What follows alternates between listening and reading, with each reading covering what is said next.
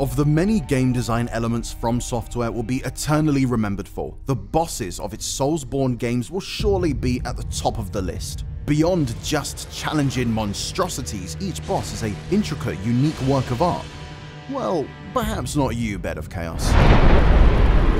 Some are puzzles, others are tests of endurance, and a few are even cinematic set pieces. A small handful are gatekeepers, practical exams that demand you demonstrate your combat learnings before being allowed to continue. These are among the fiercest, most challenging fights, and while they may feel punishing in the moment, they provide valuable lessons to carry with you for the rest of the experience. Margit the Fell Omen, Elden Ring's first major boss, is one of these gatekeepers, and he stands proudly alongside From Software's best early game foes.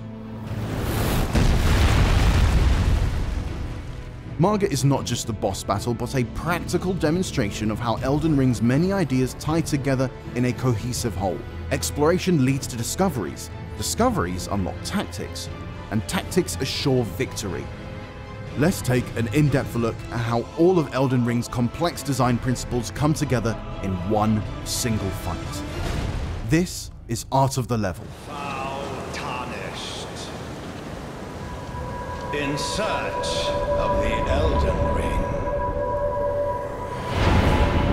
Emboldened by the flame of ambition.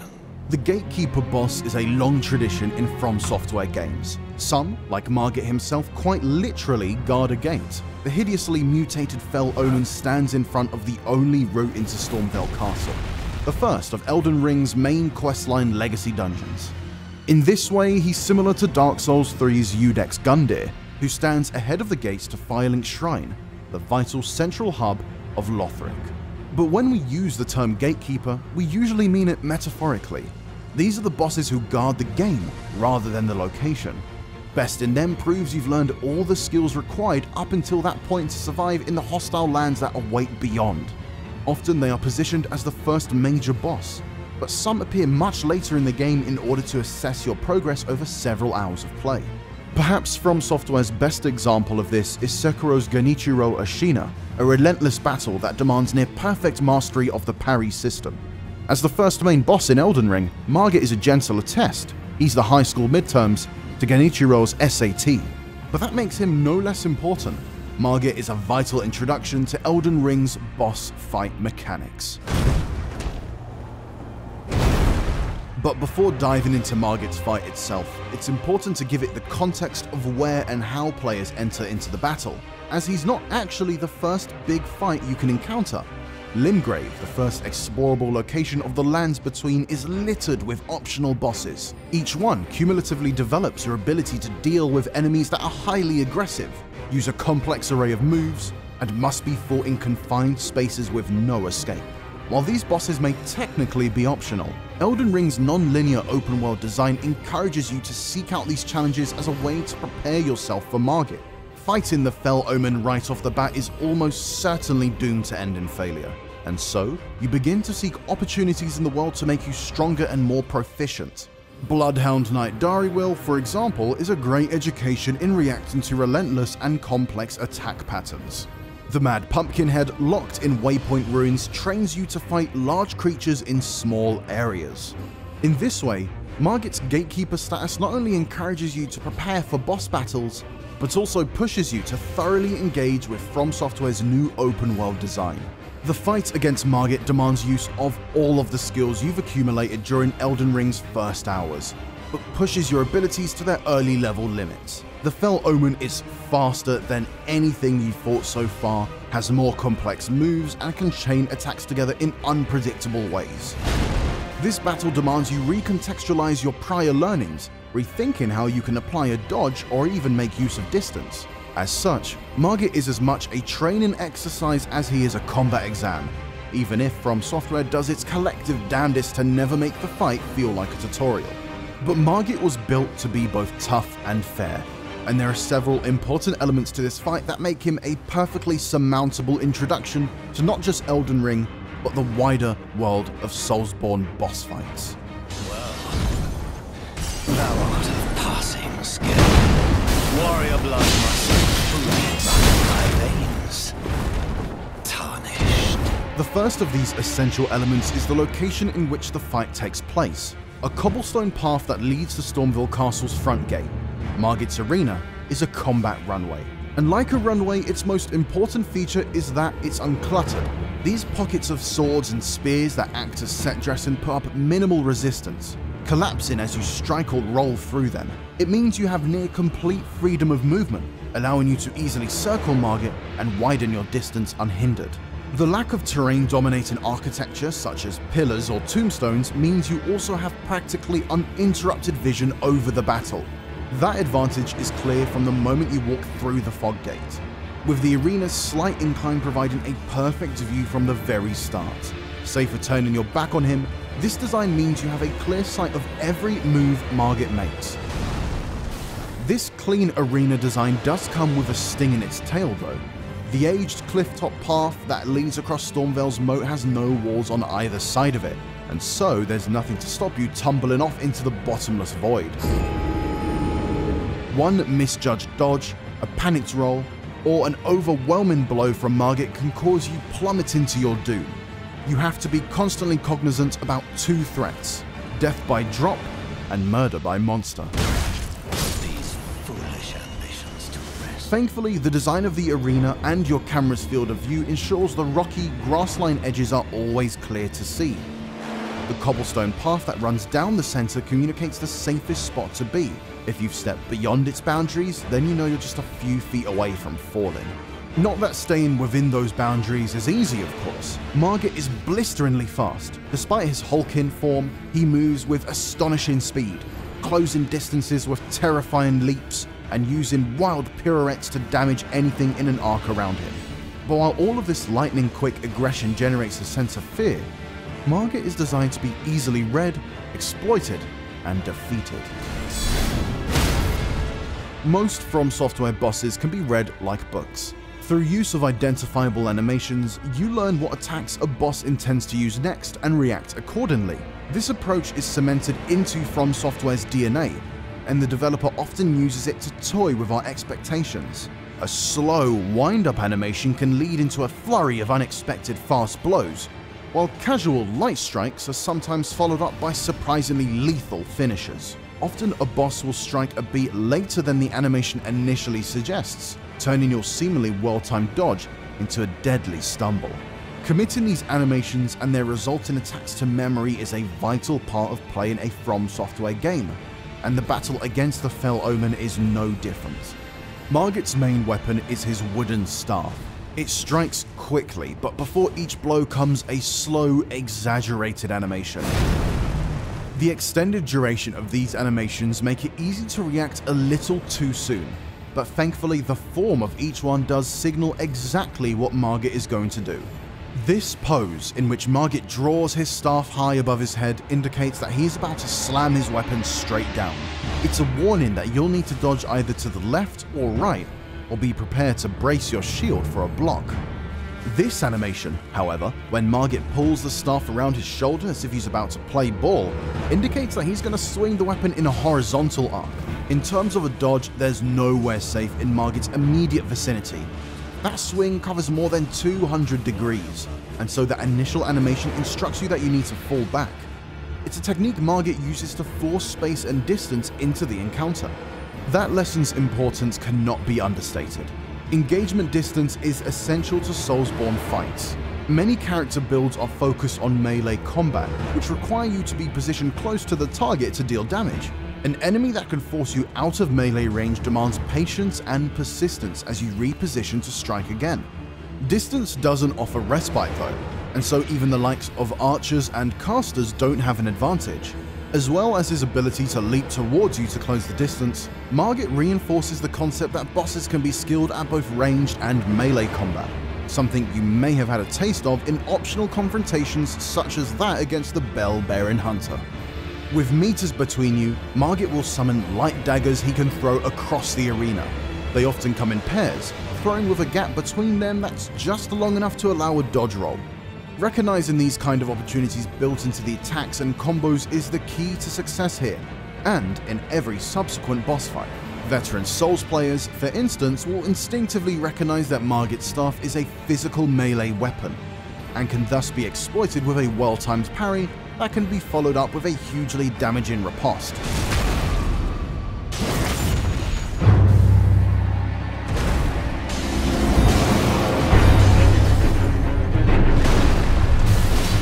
With his arsenal, ferocious speed, and simple yet deadly battlefield, Margit is quite clearly a league ahead of most of Elden Ring's early optional bosses. But the big difference between main bosses and those found in caves and catacombs is another Soulsborne boss staple: the two-phase system. Thou art of passing skill.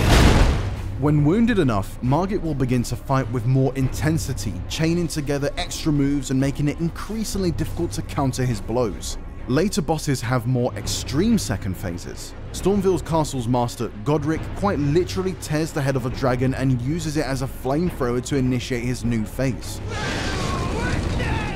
But Margit introduces the concept with an almighty blow from his colossal holy hammer. This shining mallet does a staggering amount of damage in a radius around the area it strikes, making it a centerpiece attack to be avoided at all costs. Thankfully, the rules established in Phase 1 remain. Margit warns that his hammer strike is coming. The swing and leap animation, which leaves him hanging in the air anime style, provides a precious second to react. However, the lesson here is that sometimes moving towards danger is the best option. While dodging backwards will just about escape the reach of the blast, you should actually roll forward through the attack. Timed right, this will let you make use of invincibility frames, a few moments during a roll where you take no damage despite the weapon crashing through you. Avoiding damage is the important outcome, but this forward roll will perfectly position you within sword swinging range, ready to follow up with a punishing blow. It's one of the most powerful combat options, one you'll need to use often in fights to come. And so it's no surprise that the Margit fight encourages the technique during this early stage of Elden Ring. But not every attack has such a clear counter. In Phase 2, Margit is able to unleash long, complicated combos in which he swings with both his staff and a holy longsword. These attack chains are erratic, requiring you to dodge multiple times in succession and memorize a variety of potential patterns. This stage of the fight feels custom designed to emphasize the value of cooperative play, which Elden Ring places a higher value on than perhaps any Soulsborne game From Software has previously produced. Be they real players or NPC summons, an ally in this fight allows you to rebalance the burden of direct combat. By forcing Margit to pay attention to another fighter, you can strike several times with little fear of taking damage. As with most of Elden Ring's boss battles, the Margit fight allows you to use Summon and Ashes to manifest AI allies. This could be a pack of wolves who can mob Margit, or a spectral jellyfish that can inflict him with poison. But more importantly, this is the fight that first introduces NPC summons. Right outside the gate that leads to Margit is a golden summoning sign for sorcerer Roger, a character who offers much more significant aid in this fight than mere wolves. But Roger is more than just a helping hand, he's also a useful education in posture. The sorcerer uses the Glint Blade Phalanx ability, a volley of magical daggers that chip away at Margit's posture. This is an invisible stat, but diminishing posture will cause the Fell Omen to stagger, opening up for a devastating critical hit. Once again, From Software uses another element of the fight against Margit to quietly educate you in Elden Ring's mechanics. Even if you're unaware, you should learn about it.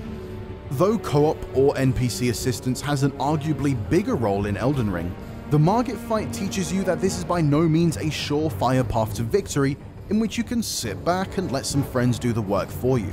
Should one character attack him while he's approaching the other, Margit will often suddenly spin to strike out at his attacker. It makes the fight something of a back and forth volley when played with other characters. But there is the opportunity of a short break, provided you've explored Limgrave thoroughly enough. Patches, the Soulsborne game's recurring trickster, will sell you a special item called Margit's Shackle. When used during the first phase of the fight, the Shackle will trap Margit for a few precious seconds, allowing you to score some free hits. It's a mechanic similar to the music box used in Bloodborne's Father Gascoigne fight, and serves an identical purpose. Proof that From Software rewards players who explore and properly prepare for upcoming trials.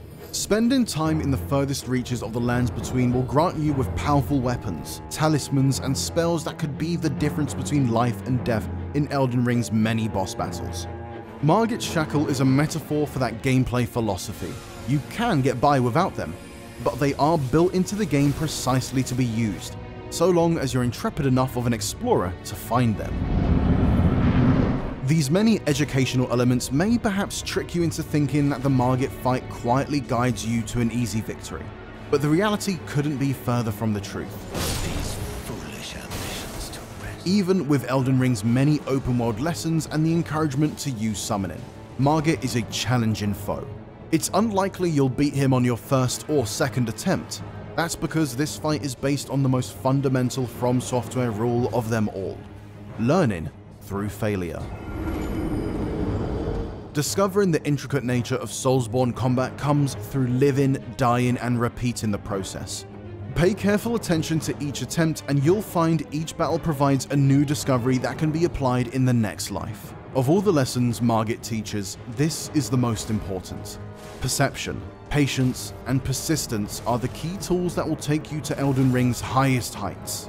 Despite the fierce resistance he puts up, Margit the Fell Omen is not Elden Ring's hardest boss, not by a long shot. In the moment that you face him though, he's a seemingly insurmountable foe. But it's not enough for Margit to just be the first imposing challenge. As the gatekeeper to the rest of Elden Ring, it's important that he works as a checklist for every major combat skill.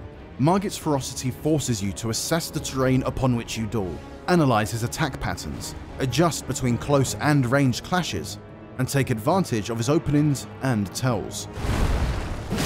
Elden Ring's open world design means much of this will be familiar by the time you face him, but Margit is the entire combat experience in microcosm. It's here, on these broken cobbles, that you're forced to demonstrate that you can not only perform all of these skills, but that you understand how they work and how the rules must be reapplied in each new scenario. All this makes Margit a vital part of Elden Ring's introductory process, and victory over this first major roadblock ensures that he's a foe not easily forgotten, even as you ascend to the throne of Elden Lord.